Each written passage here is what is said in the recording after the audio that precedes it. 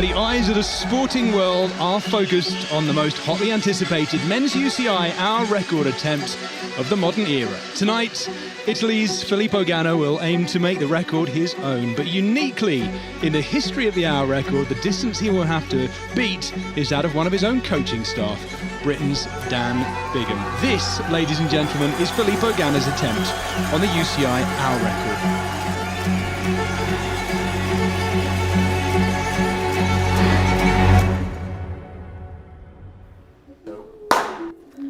I want to try to do the hour record for my personal goal, and because I will try to write the history for me and for the cycling. It's always been quite prestigious in Italy to be the hour record holder.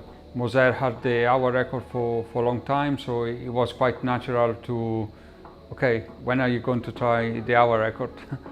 And yeah, I think it started a bit of a joke. By the end of the Giro, when he had smashed the other 2 time 12s, then it was more of a project than a joke. I think it's a very unique situation I was in to try and assist somebody to break my own world hour record. But that uniqueness is quite enjoyable in an odd way. Okay, yeah, I'm very happy. My name's in the record books, and the entire project being alongside Filippo meant it brought a huge amount more to even what I could achieve. So I'm thankful for that for sure, and to then go that step further and see what somebody who does have 100 plus watts more can really go and do to the record was really, really cool. He's a true champion because when he's got something in his head, he will go all out to achieve it, and when he wants something, he's a machine. I mean, to get to that level, you really need to dedicate your whole life to the sport to some extent, so each of them has something which is somehow peculiar. When it's time to go on, he's on 100%. And he has this attitude which makes him perform or even overperform when there is emotions involved. You have to address the other side of the performance coin. You can put all the power in you want, but if you drag sky high, you're not going to go very quickly. So it's how do we approach this incredibly objectively, scientifically, with all the partners and with the preparation, but to fit in with how Filippo is as a person, that subjectivity, that passion, and try and tie the two together and try and get him over the line on all these different aspects that to him might not feel faster, but we know they objectively are, and to get him to buy into that entire process. And that was a challenge for sure, but I think the end result speaks volumes. If I do the record, I'm happy. Maybe I go directly in the holiday. If I don't do, doesn't matter. So I try every single effort at 100% of my head, my focus for the performance. So we cross the fingers.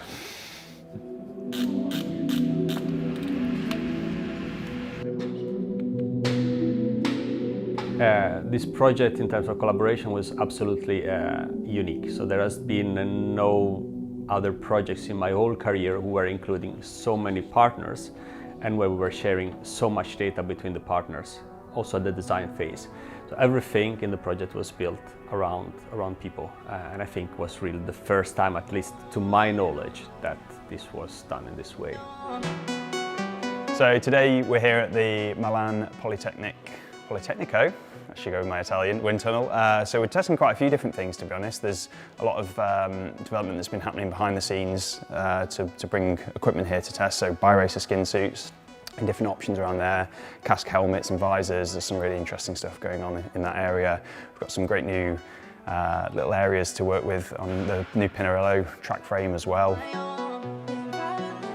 Over the past few years, it's obviously become more commonplace to design a helmet with aerodynamics in mind, and time trialling and the hour record are 2 disciplines that really demand the perfect aerodynamics, and everybody's different as well. Everybody's body shape, their head position, their flexibility, even the skin suit they wear, they all interact with the helmet. So casques provide great solutions with having different helmets to really optimise that on a rider by rider basis and an event by event basis, and that's really what the primary focus of helmets has become for us as a team. Piccolo funghetto secondo.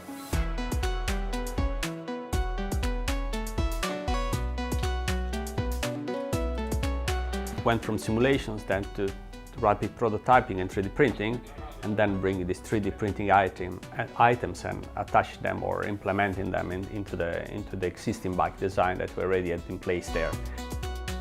Gathering all these different concepts. Do you want a wide fork, a narrow fork? Where do you place tubercles? What do you do with the seat tube, the seat stays? All these kind of questions. We went there and literally threw hundreds of darts at a dartboard. We had a very tight time window to design, develop, and produce, and test, and completely finish an entire bike, which in 5 months is borderline impossible, which is more a reflection on the team that we had there with Metron coming on board with the 3D printing side that shortened that production timescale, which gave us a window to understand how we should design a fast bike. How do we design this bike? How does that correlate with our CFD? Therefore, where do we go? Because we, give or take, had one shot. We couldn't mess around and go through this cycle multiple times like most manufacturers would. We had 4 weeks and you had to do it as well as you could.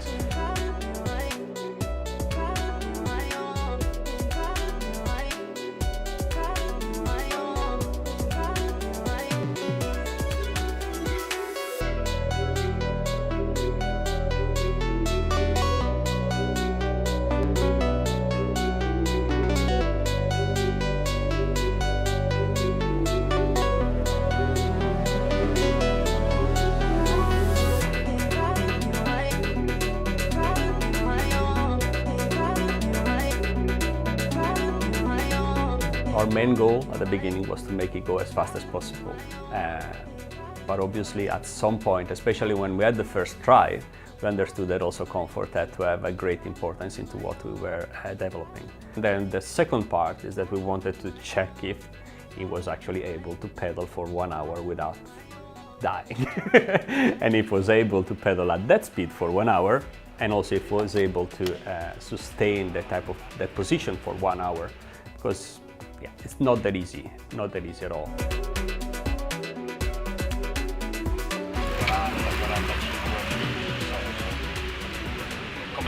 Però sì, l'altra volta quando giravamo 15,5. Però è già qualcosa. Tanto. Adesso dice, prima che loro fanno le volate, quando vai? Secondo me così Marco 3,57. C'è poco, non mi dà la mano. I think that day we managed to ride for about 40 minutes, and we were not 100% happy, in particular about the comfort side of it. We try to find a new saddle, we try to find a new material also for being more comfortable during 1 hour, because in 1 hour the goods are suffering a lot, so it's really painful. So we went back to the drawing board, talked to the partners, which were extremely helpful in trying to fix pretty much every single detail that had to be fixed, and then we went back to the track a few months later. Yeah, in the first testing on Monte Chiari, we were testing a lot of things at once. Everything was new, the bike was just printed, we brought it to the track. Quite a few technical problems also with the bike. The wheels were not exactly perfectly balanced. The helmet was not fitting properly. The ski suit was not fitting properly. We are here in the glorious Monte Chiari Velodrome. The primary reason of being here is to understand Filippo, his physiology, the demands of the event in his context, and also to experience it. There's a huge amount that you gather and learn as an athlete from riding the hour. Obviously, every hour record is a bit different, so I expect there'll be some really interesting learnings that come out of it, and hopefully finds him that record and takes mine. But yeah, it should be a good fun day. So for my warm-up, it was cutting it down as much as we could. The exact same with Filippo, cutting it back to the bare bones, the bare minimum of what was required to make sure he sits on the start line warm, ready to execute, but also not unduly fatigued and unduly hot.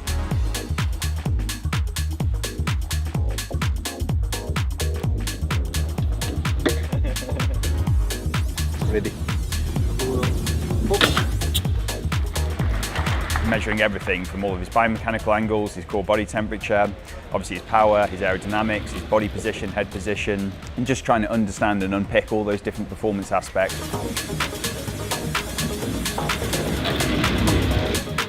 Yeah, riding, give or take, 390, 400 watts at the moment, looking around, chilling.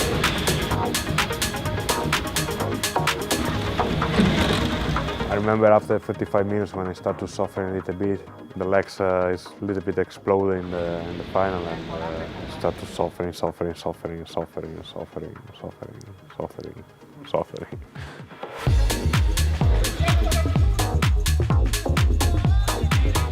the moment we're 54 minutes in and he's at 54.8 km/h average. So at this pace should crack 55 by the end. He's sitting at 15.5s, which is about 57.5 km/h, top of my head.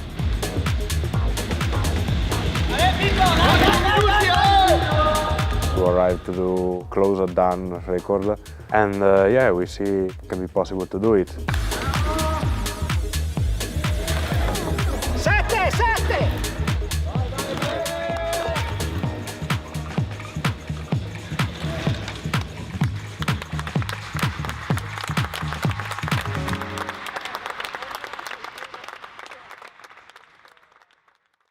Merci.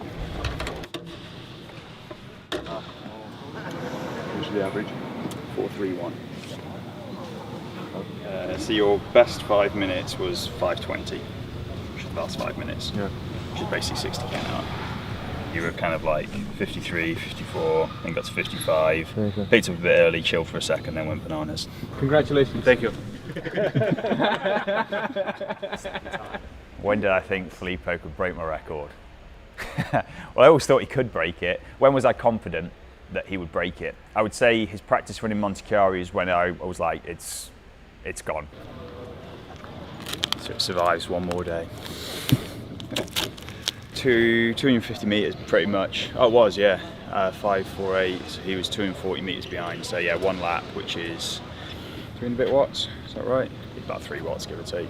Yeah, it's a weird one, isn't it? It's you obviously put so much in to break a record, and then here I am trying to very quickly try and find somebody else to go and break it again. And the other one was line, keeping the line.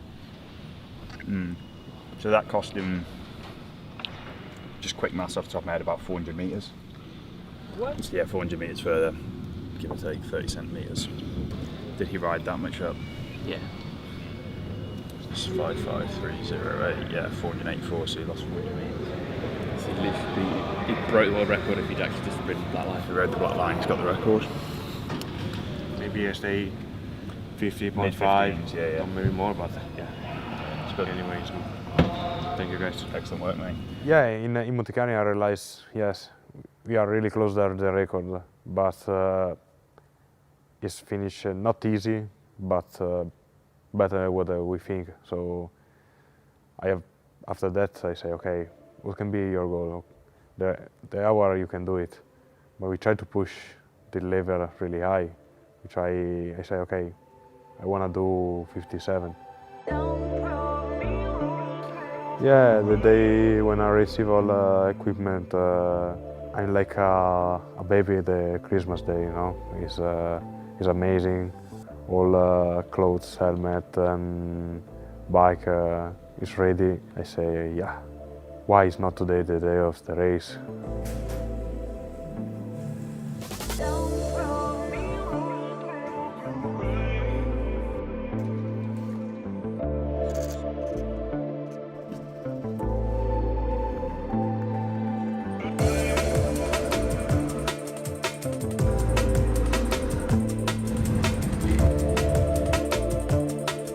The second time I do just 35 minutes, I never do 1 hour. I do the hour just one time in the training and the second time just in the race, the day of the record. So after 35 minutes, I remember is jumping the truck, the guys to say, Filippo, it's done. For today, save your energy, we're going ranked. When I jump out of the bike, I see the mechanic and I say, okay, don't touch nothing. The bike is perfect.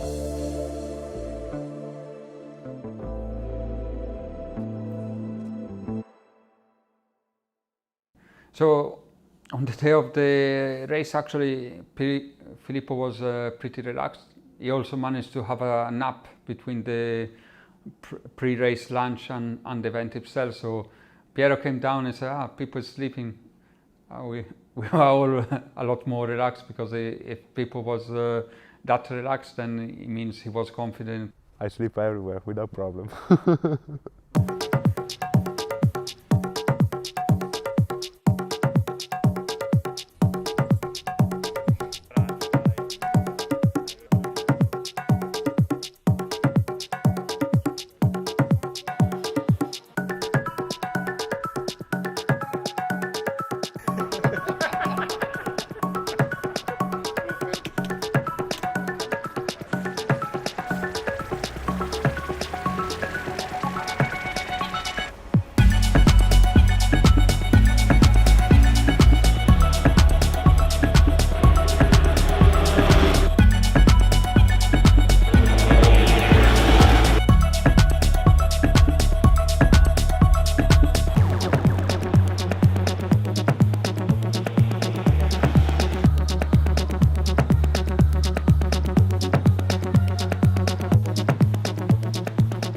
Filippo loved the slush. He was a big slush fan. I think I ingested about 1.5 kilos and he was 2.2, 2.3 kilos pre-hour, which is it's a lot of ice. Yeah, I think you say he loved it.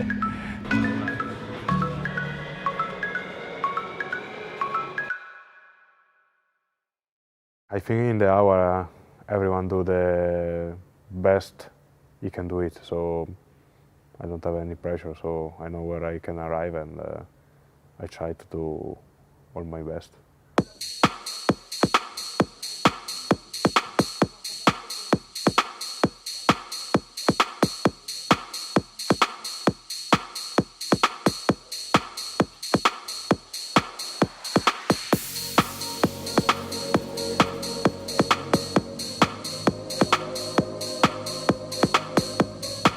You could see his eyes. His eyes were completely focused. He was like on it.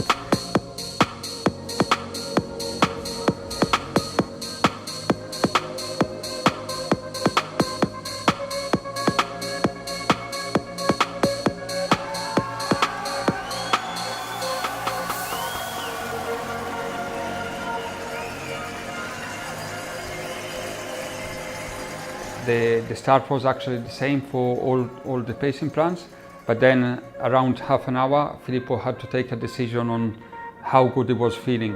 He didn't tell us, but I'm quite sure he had Borman, if not 57, in his mind when he started.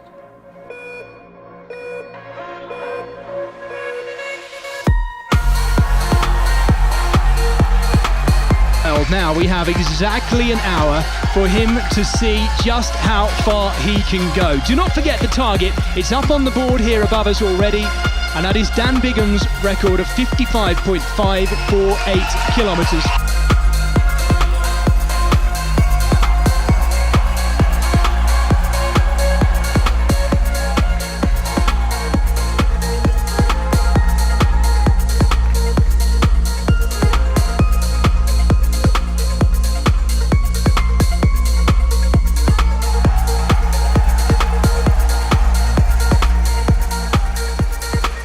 He got a bit excited midway through the race and started really sort of smashing it. And that's where we started all to panic. I was panicking a little bit. I remember like Villa was like, people, calm, it's fast, and he was like, no, I'm good. So I was looking at Villa and he was, let's see. And I was like, he's going too fast, he's going too fast. So, I don't think we can stop him. He just wants to go fast, so let him go fast. He knew that the last 20 minutes of the hour record are really difficult, and I think he found the last 10 minutes really challenging. And after 50 minutes, when I find just 10 minutes to go, I completely destroyed. I want to finish the race. In the end, racing training is different. You can do the practice whatever you want, but in the race, then change. I want to finish just the hour, and I can say, yeah, it's been one of my hardest days in my life in in one saddle, in one bike.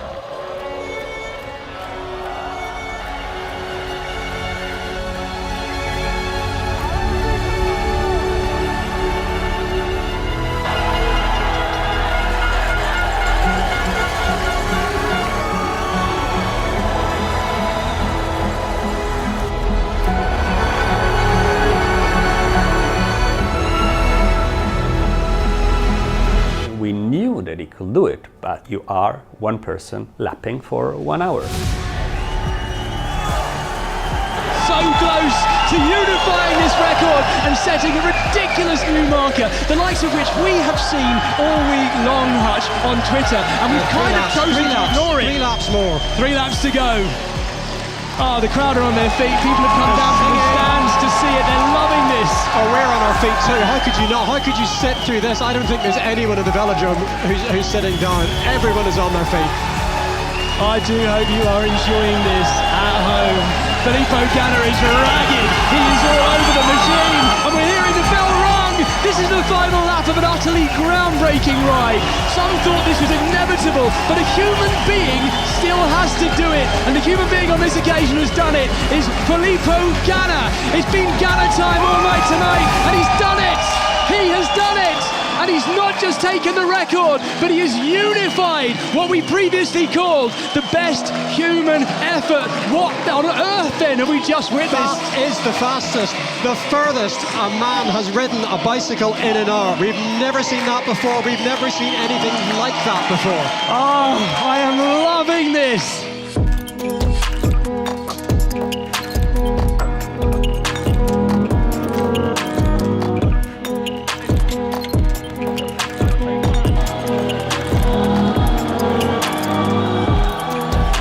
Oh well, I've been crying I think for 10 minutes before he was crossing the line, so I was still crying when he crossed the line. It was a huge relief, and I was really happy for him because I know it has been not the easiest of the seasons for him, and I know how much effort these guys really put into the job.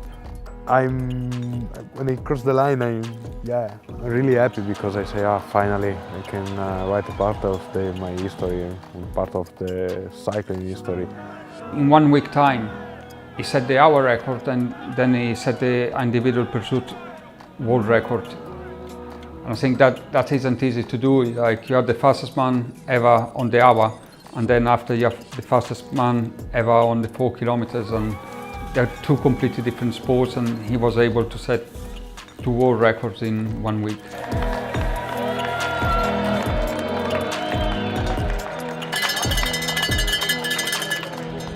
But I'm not happy 100% because my dream is the 57, the perfect number with the old 0 after, but I'm really happy it's finished like that. Maybe it can give me the motivation for retry in the future.